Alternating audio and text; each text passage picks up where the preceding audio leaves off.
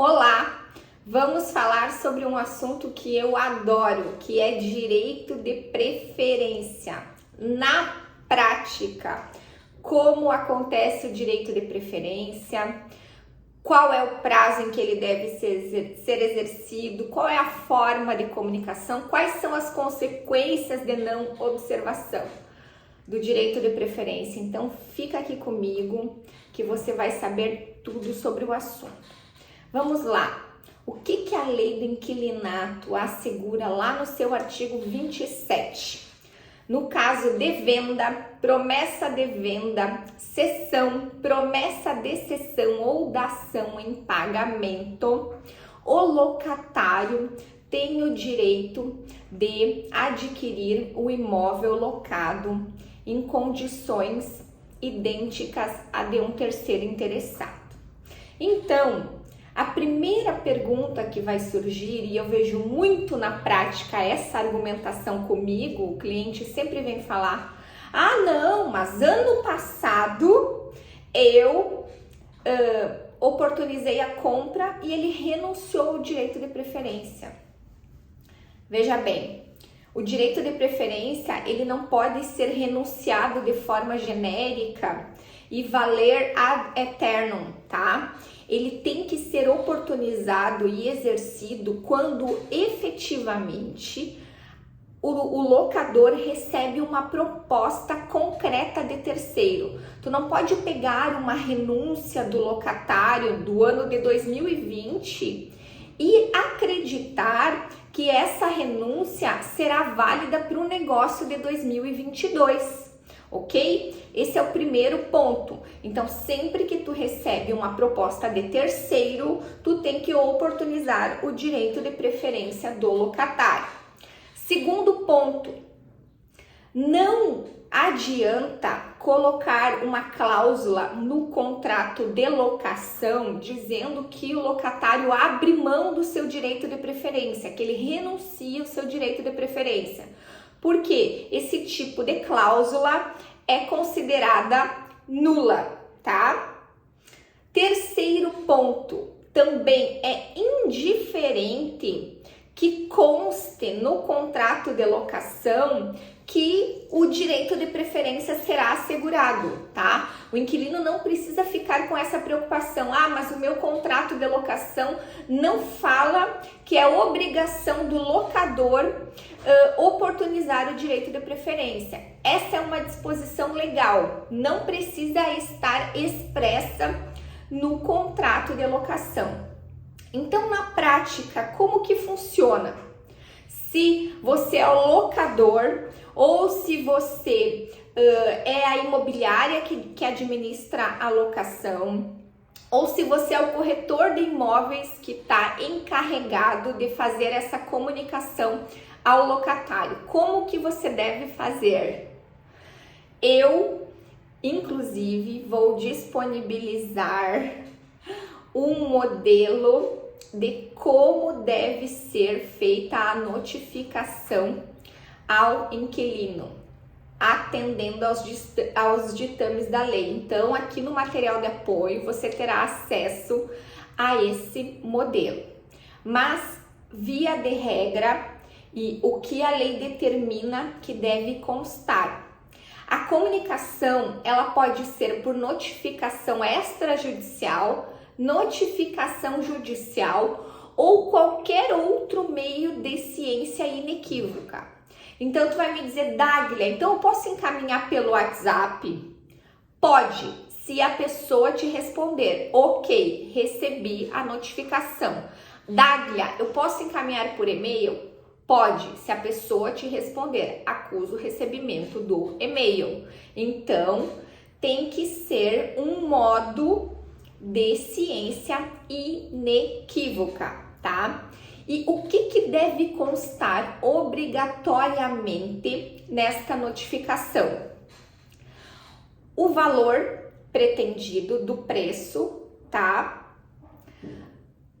As condições do negócio, a forma do pagamento, a existência de ônus reais ou não e o local e horário em que pode ser examinada a documentação pertinente.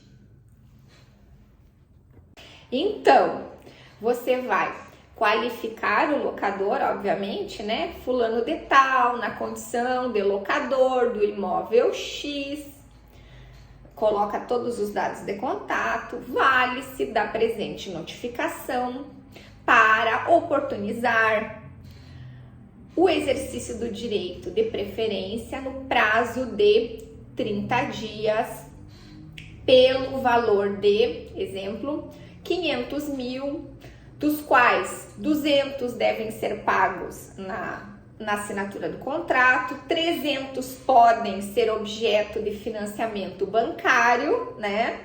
Certificamos que não há ônus reais que recaiam sobre o imóvel e que a documentação pode ser examinada na sede da imobiliária, situada na rua tal, na sexta-feira, dia 16 de setembro, às 14 horas. Esse é um exemplo que atende a todos os requisitos da lei, quais sejam condições do negócio, preço, forma de pagamento, a existência dos ônus reais ou não e o local e horário em que pode ser examinada a documentação. É assim, tá? Não vale mentir na notificação sobre as condições do negócio, porque isso pode ser descoberto depois e gerar indenização ao locatário. Qual é o prazo que o locatário tem de exercer esse direito de preferência? 30 dias. Se ele não manifesta a aceitação integral à proposta nesse período, ela caduca. Então, não vale, não adianta, ou melhor, né, ele aproveitar esse período para barganhar ou ofertar contraproposta. Por quê? Porque se o locador não aceita, ele perdeu o prazo. Ah, Dáglia, mas tu tá dizendo que não vale nem a pena eu tentar uma contraproposta? Não, não tô dizendo isso. Com certeza, tu pode informalmente tentar uma contraproposta, mas o que eu estou dizendo é que o locatário deve manifestar nesse período de tempo de 30 dias contados do recebimento da notificação a aceitação integral à proposta. Então, não pense que fazendo contraproposta você está suspendendo o prazo ou de alguma forma garantindo o seu direito, porque o locador não é obrigado a aceitar condições diferentes das de terceiro, ok?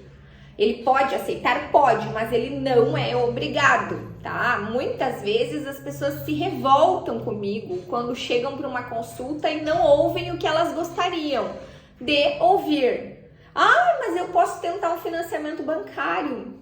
Se o locador não aceita financiamento bancário, não há o que ser feito. Por quê? Porque ele tem uma proposta que é mais vantajosa para ele de terceiro. Entendido? É assim. Não adianta ficar revoltado, é o que a lei determina. Eu não estou inventando nada, tá? As perguntas que sempre surgem também. Dáglia, mas se o imóvel está sublocado na totalidade, né? Todo o imóvel sublocado. Partindo do pressuposto que estamos falando de uma sublocação autorizada, regular, ok? Aí, neste caso, primeiro a preferência do sublocatário, que está em contato direto com o bem, e em seguida do locatário. Dáglia, e se tem vários locatários? Aí, primeiro o locatário mais antigo, e se todos forem da mesma data, ao locatário mais idoso, aqui refletindo a política de proteção aos idosos, que presume que uma pessoa com idade mais avançada tem mais dificuldade de se realocar em outro bem. Essas são as dúvidas que normalmente surgem. Eu acho muito importante, eu considero muito importante reiterar assim como eu falei no início da aula, tá?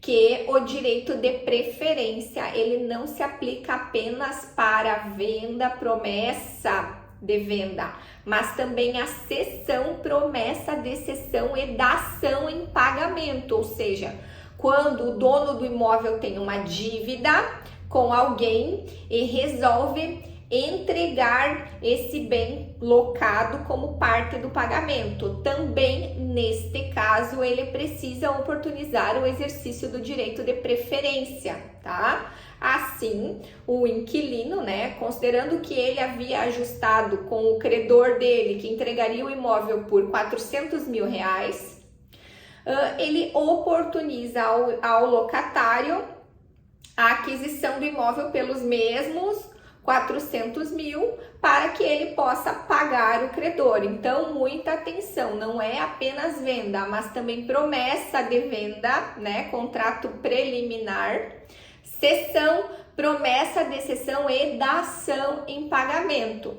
Só que ao mesmo tempo que o legislador tomou o cuidado de incluir essas modalidades em que se aplica o direito de preferência, ele também tomou muito cuidado para deixar claras as hipóteses em que não se aplica o direito de preferência. Por exemplo, doação, tá? Perda da propriedade por ordem ou decisão judicial. Imagina que há uma penhora lá no processo, o juiz determina a venda por algum motivo, ou quando há permuta ou integralização do capital, né? Quando o imóvel é usado para integralizar o capital de uma empresa, no caso de também decisão, fusão ou incorporação. Então, atenção aqui às hipóteses em que se deve respeitar o direito de preferência e as que não há necessidade de respeitar.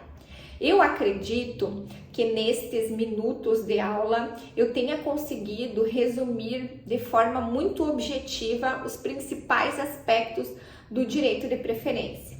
Mas se ainda assim você ficou com alguma dúvida, por favor, deixe aqui nos comentários que ela será respondida com a maior brevidade possível.